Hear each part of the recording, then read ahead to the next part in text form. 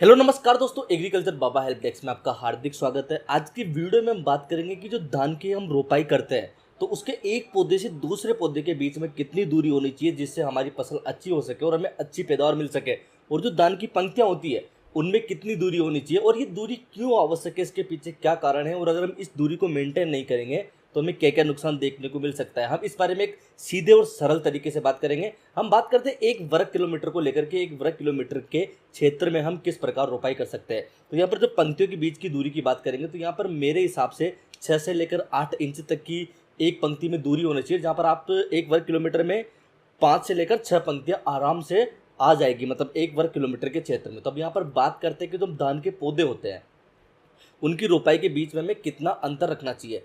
तो जनरली मेरे हिसाब से जो अंतर है वो 4 से लेकर 6 इंच के मध्यम होना चाहिए, क्योंकि 4 से लेकर 6 इंच के मध्यम जो अंतर होता है वो एक जनरली साधारण होता है। कहीं पे हम 4 भी कर सकते हैं, 5 भी कर सकते हैं, 6 भी कर सकते हैं, हालांकि इसको 7 तक ले जा सकते हैं और 3.5 तक ले सकते हैं। इतना क्योंकि हम नाप के पौधों की वो रोपाई नहीं करते तो इसमें थोड़ा मेजर डिफरेंस चलता है, लेकिन 4 से लेकर 6 के बीच में अंतर होना चाहिए।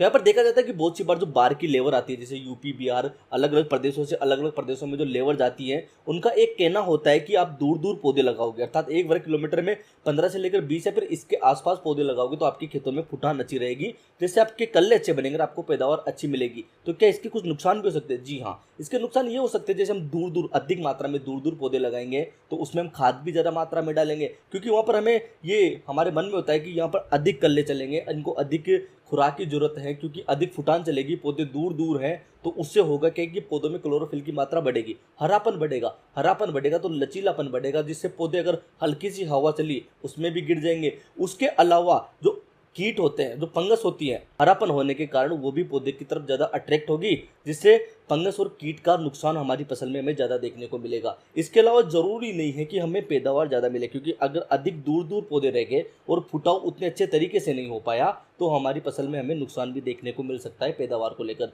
तो जनरली जो तरीका वैज्ञानिक तौर पर और हमारे मेजर जो फार्मर भाई यूज करते हैं उसी प्रकार हमें धान के पौधों के बीच में डिस्टेंस रखना चाहिए। एक अलग ही तरीके से कोई बाहर की लेबर आकर कह रही है उसमें हमें ज़्यादा दिमाग नहीं लगाना चाहिए, और नए एक्सपेरिमेंट करो तो उसमें 1-2 बीघा में ही करना चाहिए। मेजर पूरी फसल में उस प्रकार के एक्सपेरिमेंट करके नहीं देखना चाहिए। अगर आप कोई 1-2 बीघा में कर रहे हो और आपको अच्छा लगता है, सफल होता है आपके मेजर एरिया के हिसाब से, तो आप पूरे खेत में कर सकते हो, लेकिन जेनुअली नए तौर पर पूरे खेत में इनको अप्लाई ना करें। इसके अलावा अगर आपको एग्रीकल्चर से जुड़ी कोई भी जानकारी चाहिए तो एग्रीकल्चर बाबा को सब्सक्राइब कीजिए और सीधा हमसे बात करने के लिए हमारे इंस्टाग्राम हैंडल एग्रीकल्चर बाबा पर जाइए और मैसेज कीजिए। जय हिंद।